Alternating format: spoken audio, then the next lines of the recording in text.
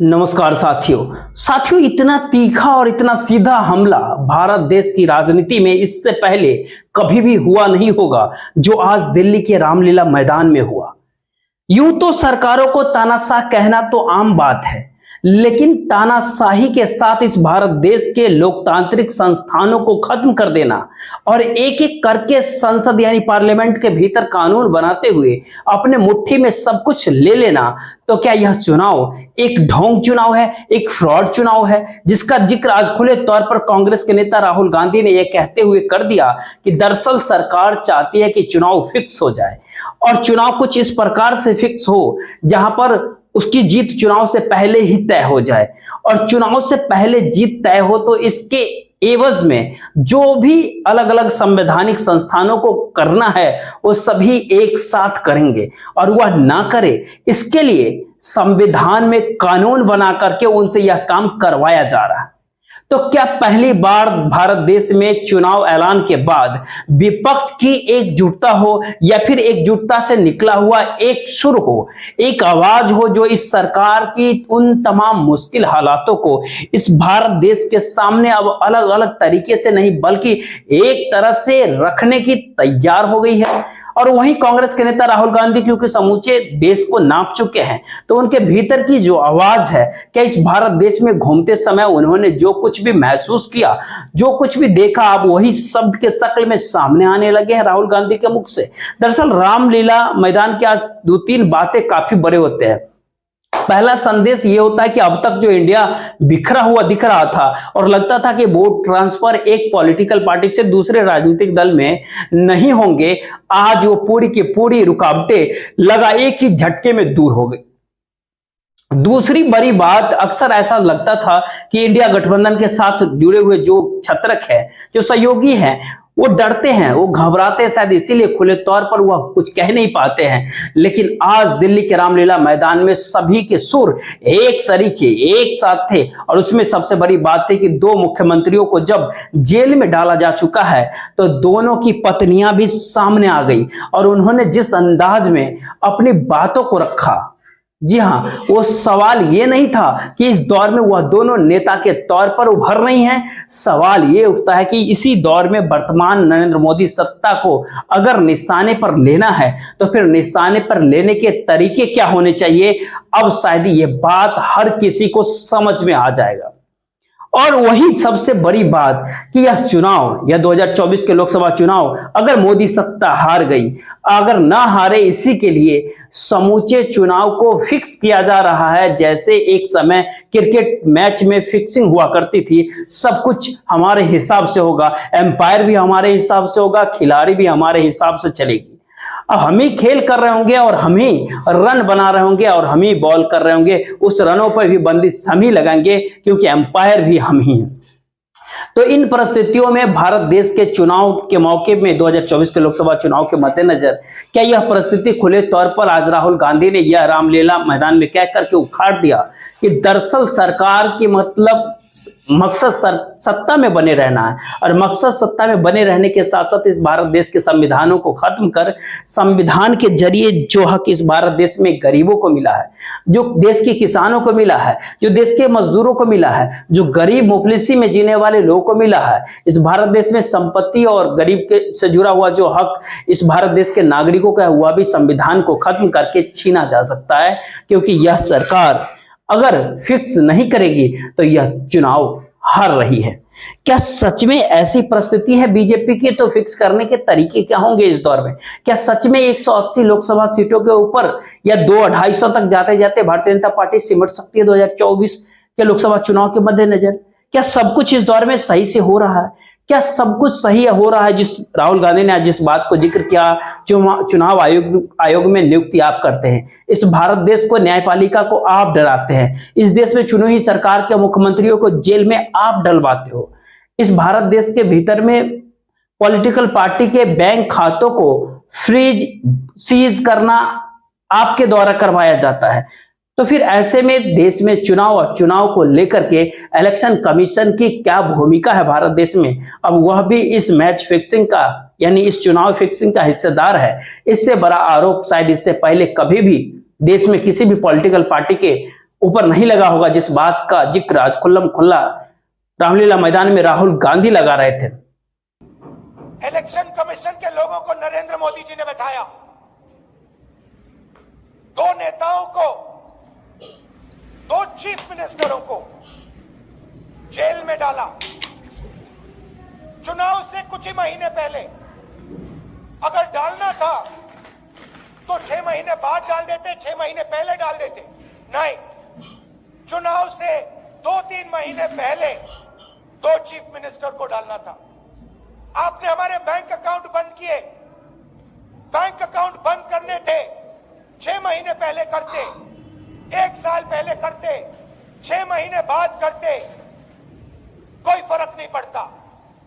आप चाहते हो कि विपक्ष चुनाव ना लड़ पाए और इसीलिए आपने कांग्रेस पार्टी के बैंक अकाउंट रद्द किए, आपने इलेक्शन कमीशन में अपने लोग बैठाए, आप जुडिशरी पे दबाव डाल रहे हो क्योंकि आप चाहते हो कि मैच फिक्स हो,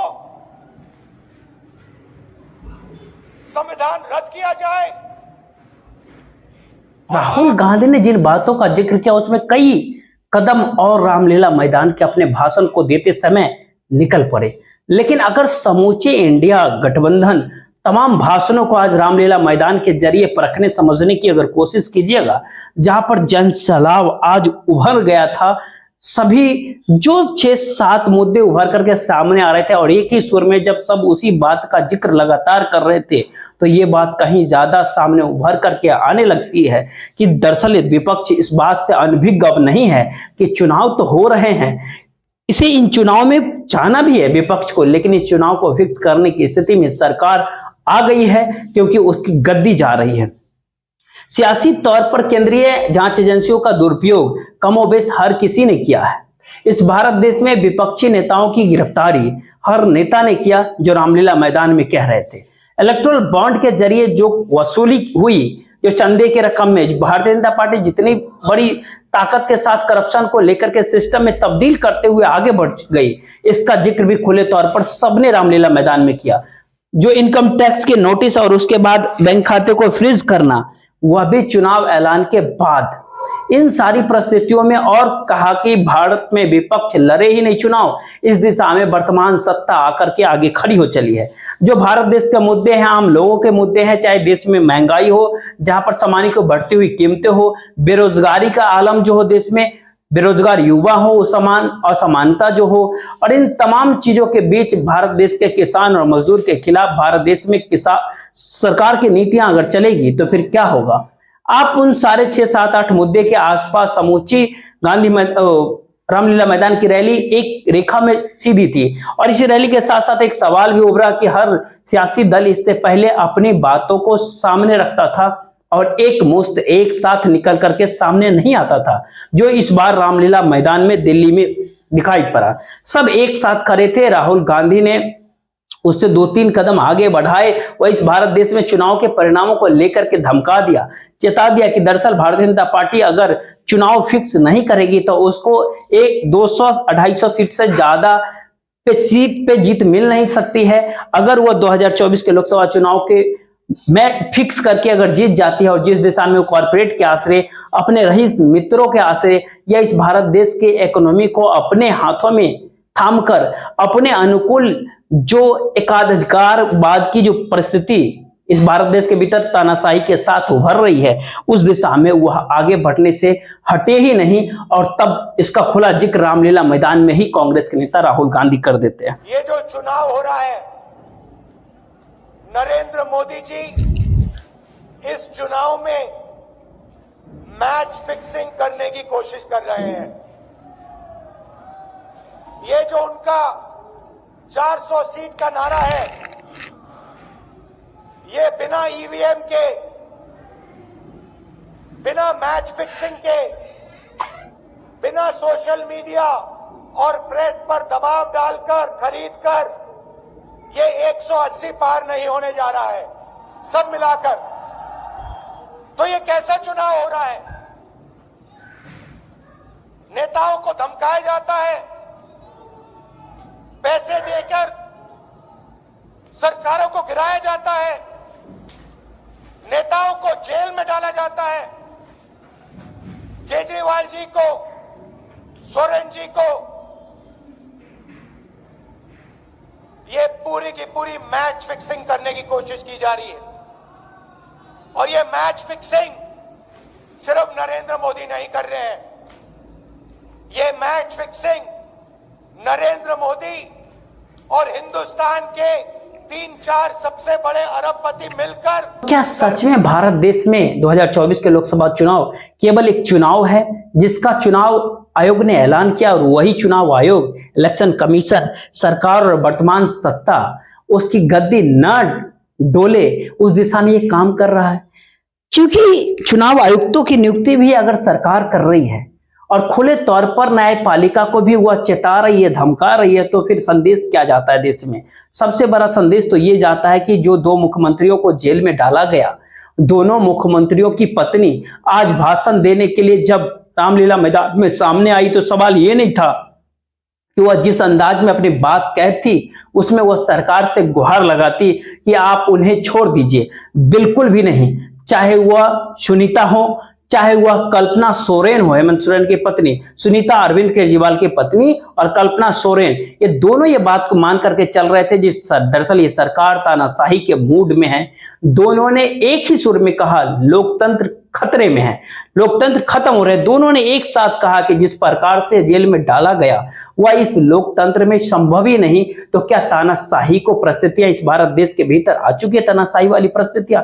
दरअसल दिल्ली के रामलीला मैदान यूं ही परिचायक रहा इस भारत देश में राजनीतिक सत्ताओं को बदलने का, या फिर इस भारत देश के भीतर राजनीतिक नारों को, पॉलिटिकल नारों को एक नई शक्ल में भारत देश की आम जनता से जोड़ने की? तो फिर जिन नारों का जिक्र दिल्ली के रामलीला मैदान में तमाम नेता कर रहे थे विपक्ष के, यहां तक कि जेल में बंद मुख्यमंत्री की पत्नी कहने से कुछ चूकी नहीं, तो ये संदेश इस बार का चुनाव केवल चुनाव नहीं होगा। 2024 का लोकसभा चुनाव यह एक ऐसा चुनाव होगा जिस दिशा में इस भारत देश के लोगों को तय करना है। कुछ इसी अंदाज में हर कोई ये बात कह रहा था, और लगता है कि दोनों मुख्यमंत्रियों की पत्नियों की बात एक पल के लिए आपको देख लीजिए। हमारे प्रधानमंत्री मोदी जी ने मेरे पति को जेल में डाल दिया। क्या प्रधानमंत्री जी ने सही किया? क्या आप सब मानते हैं कि केजरीवाल जी एक सच्चे देशभक्त और ईमानदार इंसान हैं? क्या आप मानते हैं कि केजरीवाल जी एक सच्चे देशभक्त और ईमानदार इंसान हैं? ये बीजेपी वाले ये कह रहे हैं कि केजरीवाल जी जेल में है, इन्हें इस्तीफा देना चाहिए। क्या केजरीवाल जी को इस्तीफा देना चाहिए? क्या उन्हें इस्तीफा देना चाहिए? केजरीवाल जी को इन्होंने गिरफ्तार कर लिया। आपके केजरीवाल शेर है, शेर। ये ज्यादा दिन तक उनको जेल में नहीं रख पाएंगे। करोड़ों लोगों के दिल में बसते हैं केजरीवाल। आज ये उमड़ा ऐतिहासिक इस मैदान में सैलाब इस बात की गवाही दे रहा है कि लोकतंत्र को खत्म करने के लिए जिस तरीके से तानाशाह ताकतों ने अपना कदम बढ़ाया है, उसको अंत करने के लिए ये संकल्प सभा यहाँ पे आमंत्रित हुई है, जिसमें आप सभी जन भारत के हर एक देश, हर एक प्रांत से आए हुए हैं। आप सभी को बहुत बहुत शुक्रिया, बहुत बहुत बधाई कि आपने हमारी ताकत को, इंडिया गठबंधन की ताकत को बढ़ाया। भारत के लोकतंत्र का हो या तानाशाही का हो, दोनों परिस्थितियों में चुनाव के समय इलेक्शन कमीशन यानी की भूमिका जो काफी बड़ी होती है। शायद यही कारण है कि देश में पहली बार इंडिया गठबंधन एक साथ जब जुटा तो उसने 5 सूत्री कार्यक्रम अपना सामने रख दिया, और उसके हर कार्यक्रम के निशाने के ऊपर वर्तमान समय का लोकसभा का चुनाव, उस चुनाव को फिक्स करके सत्ता का जीतने का मंसूबा, और इन तमाम परिस्थितियों के बीच चुनाव आयोग की भूमिका, इलेक्शन कमीशन की भूमिका क्या होनी चाहिए, इस पर सब केंद्रित रखा। क्योंकि दिल्ली के रामलीला मैदान के अंत में जो भाषण प्रियंका गांधी ने दिया, उन्होंने साफ तौर पे बताया कि इंडिया के 5 सूत्र हैं, वो तमाम सूत्रों को देखिए तो पहला यही होता है कि इलेक्शन कमीशन को, हर राजनीतिक दल को, हर पॉलिटिकल पार्टी को एक बराबर मैदान देनी चाहिए। यानी इस दौर में इलेक्शन कमीशन हर राजनीतिक दल को एक सरीखा नहीं दे रहा। दूसरा सवाल उठता है कि इलेक्शन कमीशन जिस प्रकार से आईटी और ईडी और सीबीआई की रेड हो रही है, वह भी नोटिफिकेशन के बाद, चुनाव के ऐलान के बाद, तो चुनाव आयोग को इसको रोकना चाहिए। यानी इलेक्शन कमीशन ही कटघरे में है इस दौर में समूचे इंडिया गठबंधन के 5 सूत्री परिस्थितियों के बीच में। जो अरविंद केजरीवाल दिल्ली के सीएम और हेमंत सोरेन जेल में डाले गए, उनको तत्काल रिहाई की व्यवस्था चुनाव आयोग को करनी चाहिए, तभी चुनाव लगेगा कि सब एक साथ लड़ रहे हैं। ये सवाल बार बार उठा कि ये पहले भी हो सकता था, बाद में हो सकता था, इसी समय क्यों? और चुनाव आयोग इसमें क्या भूमिका अपनाएगा? इलेक्शन कमीशन, क्योंकि आर्थिक तौर पर राजनीतिक पार्टी की जो गले घोटे जा रहे हैं, जिसमें उनका अकाउंट फ्रीज किया जा रहा है, उनको इलेक्शन कमीशन देखेगा या फिर नहीं देखेगा? और अंत में ये सवाल था कि जिस प्रकार से इलेक्टोरल बॉन्ड और उसकी पूरी वसूली का खेल देश के सामने आया, इसमें अब किसी भी हालत में इलेक्शन कमीशन को पहल करनी चाहिए। सुप्रीम कोर्ट की निगरानी में एक एसआईटी गठन होनी चाहिए और इस दौर में तो इलेक्शन कमीशन को ही एक आम सारा करना पड़ेगा। एक पूरी की पूरी लिस्ट पहली बार भारत देश के चुनाव को एक ऐसे कटघरे में खड़ा कर रही है जहां पर इस भारत देश में लोग चुनाव के लिए तैयार हो रहे हैं, या इस बात को मान के चल रहे हैं कि इस बार चुनाव का कोई मतलब ही नहीं है 2024 का लोकसभा चुनाव, क्योंकि वो फिक्स किया जा चुका है। यह रामलीला मैदान से निकली हुई सारी आवाजों ने अपने अपने तरीके से एक संदेश और इस बीच निकल करके आता है। अगर एक व्यक्ति की सत्ता रहेगी तो फिर इस प्रकार की परिस्थितियों से आप बचेंगे कैसे? और वो एक व्यक्ति अपनी राजनीतिक दल को भी अपने अंदर समेट, तो यहाँ पर पॉलिटिकल पार्टी जो भारतीय जनता पार्टी है, बीजेपी है, उसके अंदर की अगर डेमोक्रेसी खत्म हो गई है, अगर उस राजनीतिक पार्टी को रिप्रेजेंट करते हुए वर्तमान प्रधानमंत्री नरेंद्र मोदी की मौजूदगी है, तो आप देश की आम जनता को समझेगी इस बात को या नहीं समझेगी? ऐसी भाषण और ऐसी स्थिति इससे पहले कभी होता नहीं था जो आज दिल्ली के रामलीला मैदान में हुआ। देखिए जरा एक पल के। अब तो उनका सपना ऐसा है कि 400 पार। मैं पूरे देश को आह्वान करना चाहता हूं कि एक व्यक्ति और एक पार्टी की सरकार देश के लिए खतरनाक हो गई है और अब वो समय आया है कि एक पार्टी और एक व्यक्ति की सरकार नहीं चलेगी। पूरे देश को मैं आह्वान करता हूं कि हम सबको अब चाहिए मजबूत देश चाहिए और मिलीजुली सरकार हमें लानी ही होगी। देश में जितने सारे प्रांत हैं, जितने सारे राज्य हैं, उनका सम्मान करने वाली सर्वतोमुखी सरकार अगर हम लाते हैं तो ही देश बच सकता है। नहीं तो फिर आपका सवाल है, आपका भविष्य आप किसके हाथ में देना चाहते हो? हम सारे आए हैं चुनाव के प्रचार के लिए नहीं आए हैं, हम प्रजातंत्र की रक्षा के लिए आए हैं। आज हम सब लोग देख रहे हैं कि देश में अघोषित इमरजेंसी लागू हो चुकी है। देश में सत्ता में जो लोग बैठे हैं तानाशाह रवैया अपनाने का काम कर रहे हैं, घमंडी हो गए हैं लोग। और आज हम लोग किसी को गाली देने नहीं आ रहे, लेकिन जो आंख से देख रहे हैं वो बताने आ रहे हैं, जो महसूस कर रहे हैं वो बताने आए हैं। सत्ता में लोग जो बैठे हैं, विपक्ष का धर्म बनता है, कर्तव्य बनता है कि उनसे हम लोग सवाल। केवल उद्धव ठाकरे और बिहार के तेजस्वी यादव ही नहीं जिनको आपने सुना, बल्कि उससे हट करके हर नेता, चाहे अखिलेश यादव हो उत्तर प्रदेश से, चाहे सीताराम येचुरी हो, चाहे फारूक अब्दुल्ला हो, हर राजनीतिक पार्टी के नेता ने यहाँ पर 2 संदेश साफ तौर पे दे दिया है। पहला संदेश ये कि इस भारत देश के भीतर में भारत देश के खत्म करने की स्थितियां जो संघीय ढांचे के हिसाब से, फेडरल स्ट्रक्चर के हिसाब से जो इस देश को देखा गया और संविधान के हिसाब से इस भारत देश के आम नागरिकों को जो हक मिला है, इन दोनों को खत्म करने की स्थिति में वर्तमान राजनीतिक सत्ता 2024 के लोकसभा चुनाव जीतना चाहती है, क्योंकि उसके बाद वह कोई ऐसी परिस्थिति जाएगी नहीं जहां पर उसको लेकर के कोई सवाल कर सके। यानी सवाल भी बेईमानी हो जाए, सवाल भी न उठे, ऐसी परिस्थिति क्या इस भारत देश में इस चुनाव के साथ आकर जुड़ गई है। दूसरी बड़ी बात जो सियासी तौर पर काफी मायने रखती है कि अगर देश में चुनाव फिक्स नहीं हो रहा 2024 का लोकसभा चुनाव, तो क्या इस भारत देश के भीतर में अगर वोटों का गणित को समझा जाए और जिस हिसाब से रामलीला मैदान में सभी एक साथ एक कतार में दिल्ली में नजर आए खड़े और एक दूसरे को सहूलियत देते हुए और इसका एहसास साथ लेते हुए कि कल अगर वह भी खड़े हो गए तो उन्हें भी जेल में डाल दिया जाएगा, तो क्या यह डर और खौफ ने एक ही झटके में सभी को एकजुट ही नहीं किया, बल्कि उनके अपने वोटरों को चाहे जाति के आधार पे हो चाहे विचारधाराओं के आधार पे हो, संदेश बहुत साफ तौर पे दे दिया कि दरअसल वोट ट्रांसफर अब आसान हो गया है। यानी ये कहे कि सियासी तौर पर वोट ट्रांसफर जो मुश्किल होता था वह इस बार नहीं हो रहा है। और 2019 को अगर समझिएगा तो करीब करीब 23 करोड़ वोटर जो भारतीय जनता पार्टी के हिस्से में पड़े और जो विपक्ष जो इंडिया के तौर पर इस वक्त नजर आ रहा है उसके साथ करीब 25 करोड़ वोटर।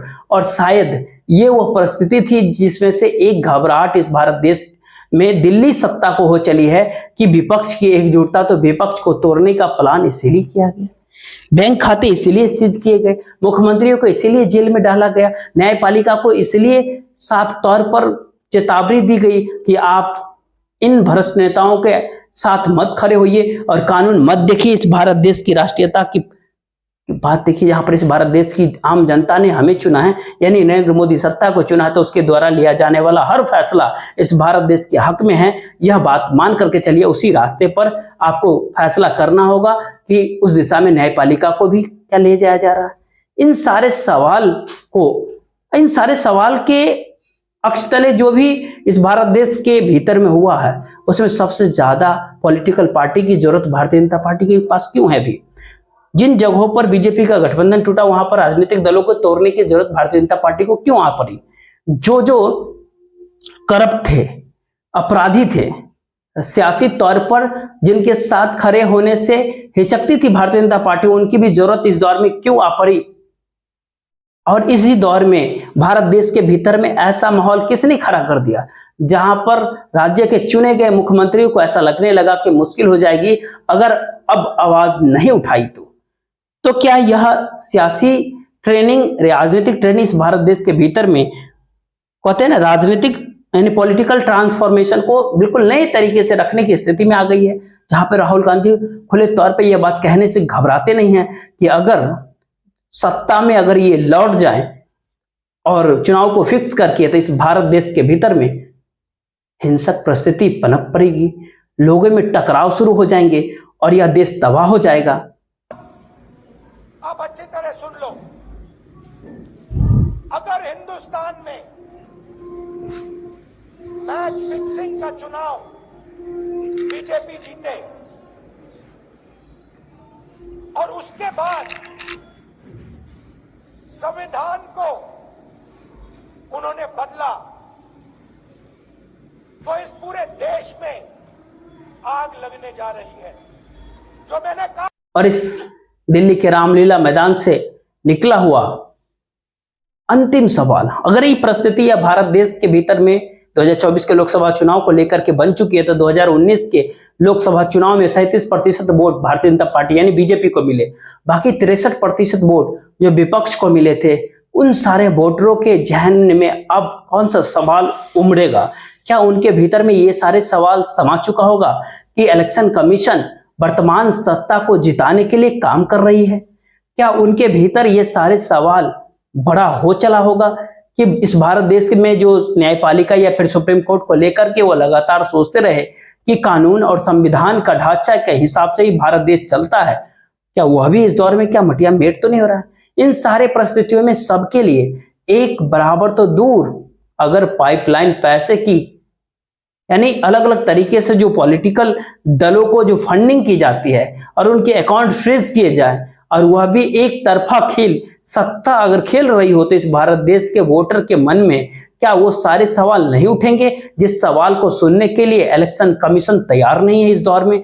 यानी इलेक्शन कमीशन ही कटघरे में खड़ा है, यानी इस भारत देश के भीतर में चुनाव ही फ्रॉड हो रहा है, यानी इस भारत देश के भीतर में चुनाव की जीत हार सत्ता के अनुकूल रहे तो ही देश में चुनाव, अन्यथा चुनाव नहीं है। क्या ऐसी परिस्थिति में यह भारत देश आकर के खड़ा हो चला है? ये सारे सवाल होता है जो दिल्ली के रामलीला मैदान से उठता है। देखते रहिए, मुझे दीजिए इजाजत। जय हिंद, जय भारत।